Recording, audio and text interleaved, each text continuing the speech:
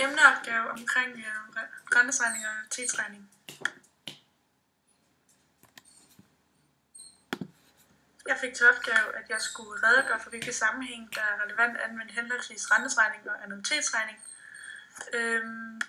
Forskellen på annuitetsregning og renteregning, det er, at man ved annuitetsregning har flere ydelser, hvilket vil sige, at man skal indsætte penge af flere gange, eksempelvis et ekstra antal penge hver måned.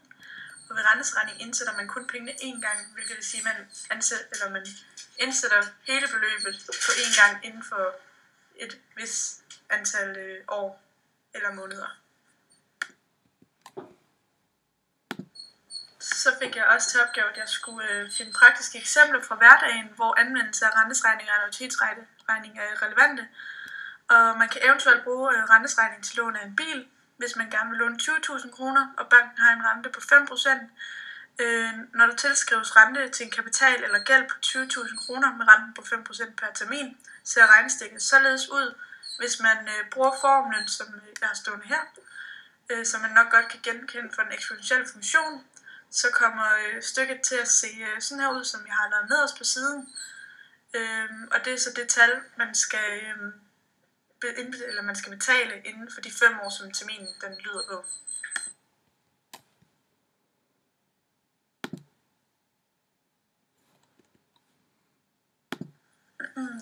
Ja, og når man taler annuitetsregning, kan man tage udgangspunkt i en børneopsparing, som der skal indsættes et vist beløb på i et bestemt antal terminer. Der skal vi bruge opsparingsformen, som lyder, som man kan se på billedet, jeg har sat ind. Jeg har taget et eksempel, hvor jeg har sagt, at Sandes forældre sætter 300 kroner ind på hendes børneopsparing i løbet af 13 år, som er lige med 156 indbetalinger, fordi der er 156 måneder på 13 år. De har valgt at lave opsparingen i Danske Bank, som får en rente på 2%. Regnestykket kommer derfor til at se således ud, som jeg har skrevet allernederst.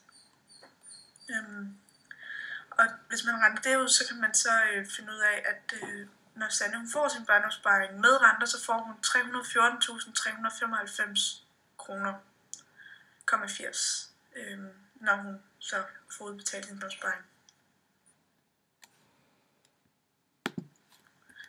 Ja, og så skulle jeg med udgangspunkt i de selvvalgte eksempler, skulle jeg kunne redegøre for begreberne rentesfod, effektiv rente, antal terminer, nutidsværdi, fremtidsværdi, ydelse, restgæld, ud fra mine egne beregninger.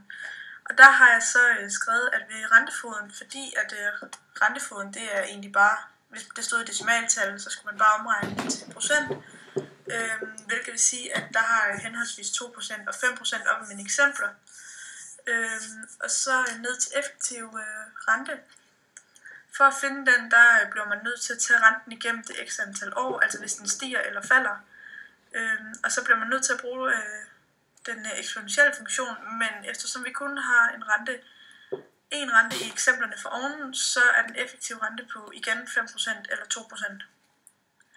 Antal terminerne, der har jeg sat den til at være 5 år op i renteregning. Så derfor så, det er fordi, de skal indbetale inden for de 5 år.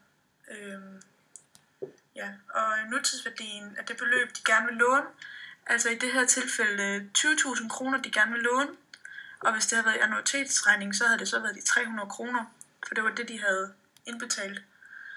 Fremtidsværdien er det, de skal betale med renten, eller det, de får med renten, alt afhængig om det er annuitets- eller rentesregning. Og hvis vi tager udgangspunkt i rentesregning igen, så er det i dette tilfælde det beløb, som vi fik op over til allersidst.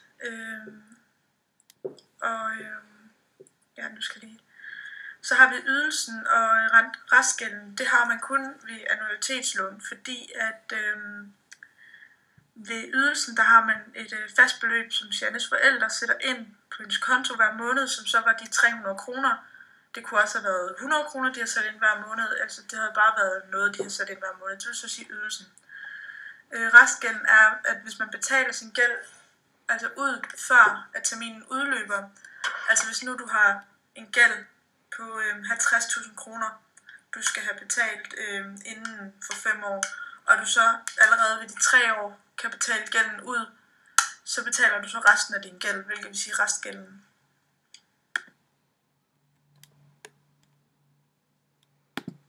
så vil jeg gerne fortælle lidt om et annuitetslån, hvordan det hænger sammen. Man starter selvfølgelig med en fast ydelse, som man kan se på den vandrette streg, der går lige ud. Og via den, men hvis renten den stiger, så stiger gælden selvfølgelig også, fordi at den afhænger af hinanden. Og så bliver afdraget også automatisk højere. Og så skal man betale mere, fordi at det afviger hinanden.